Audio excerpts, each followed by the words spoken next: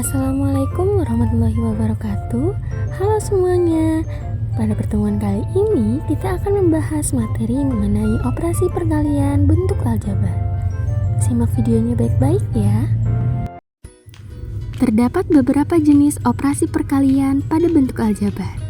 Yang pertama adalah perkalian suku tunggal. Nah, yang sudah kita tahu sebelumnya, suku tunggal merupakan ekspresi aljabar yang hanya terdiri dari satu suku, bisa berupa konstanta, variabel, atau perkalian antara konstanta dengan variabel. Kita langsung saja masuk ke contoh yang pertama, itu ada A dikali 23 dikali B dikali C. Untuk menyelesaikan soal ini, kita perlu mengingat sifat operasi komutatif, yaitu A dikali B akan sama dengan AB. Dan B kali A sama dengan A kali B itu akan sama dengan AB. Maka penyelesaian dari soal ini adalah 23A B C. Jadi konstanta atau suatu bilangan dikalikan dengan bilangan, kemudian variabel dikalikan dengan variabel. Oke, selanjutnya kita akan membahas contoh yang kedua. Di sini ada 6AB dikali 5AB kuadrat. Untuk menyelesaikan soal ini, kita perlu mengingat mengenai sifat eksponen, di mana ketika basisnya sama dan operasinya adalah bentuk perkalian, maka pangkatnya tinggal kita jumlahkan saja. Seperti contoh, 5 dikali 5 akan menghasilkan 5 pangkat 2.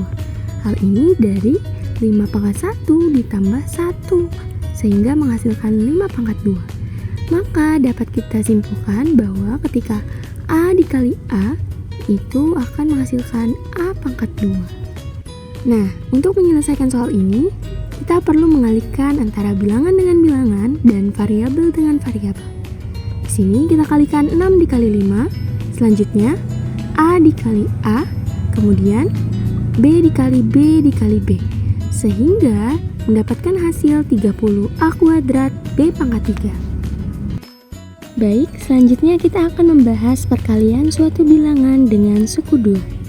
Yang sudah kita tahu sebelumnya, suku 2 merupakan ekspresi aljabar yang terdiri dari dua suku, di mana antar sukunya dipisahkan oleh operasi penjumlahan atau pengurangan.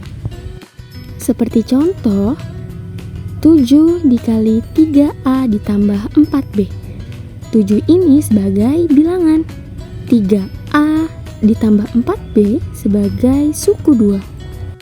Untuk menyelesaikan soal ini, kita harus mengetahui bahwa untuk sembarang bilangan A, B, dan K, di mana K merupakan konstanta, akan berlaku A dikali B ditambah K itu sama dengan AB ditambah KA.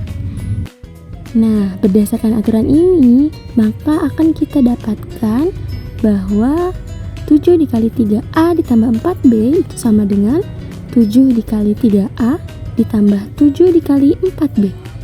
Sehingga mendapatkan hasil 21A ditambah 28B. Yang terakhir, kita akan membahas mengenai perkalian suku 2 dengan suku 2. Sebagai contoh, 2A ditambah 3B dikali 4A ditambah B. Nah, untuk menyelesaikan soal ini, terdapat aturan skema perkalian suku 2 dengan suku 2, yaitu A ditambah B dikali C ditambah D itu akan sama dengan A dikali C ditambah A dikali D ditambah B dikali C ditambah B dikali D.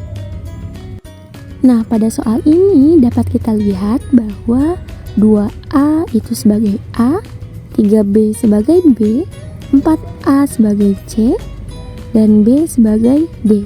Sehingga dapat kita selesaikan dengan 2A dikali 4A ditambah 2A dikali B ditambah 3B dikali 4A ditambah 3B dikali B. Sehingga mendapatkan hasil 8A kuadrat ditambah 2AB ditambah 12AB ditambah 3B kuadrat. Nah, selanjutnya kita dapat menjumlahkan suku-suku yang sejenis. Di sini, suku yang sejenis adalah 2AB dengan 12AB. yang mana jika kita jumlahkan akan menghasilkan 14AB. Selanjutnya, kita dapat mengurutkan hasil dari operasi ini dari variabel yang memiliki pangkat tertinggi, yaitu 8A kuadrat ditambah 3B kuadrat ditambah 14AB. Oke anak-anak, pertemuan hari ini kita sudah membahas mengenai operasi perkalian bentuk aljabar. Semoga kalian paham ya.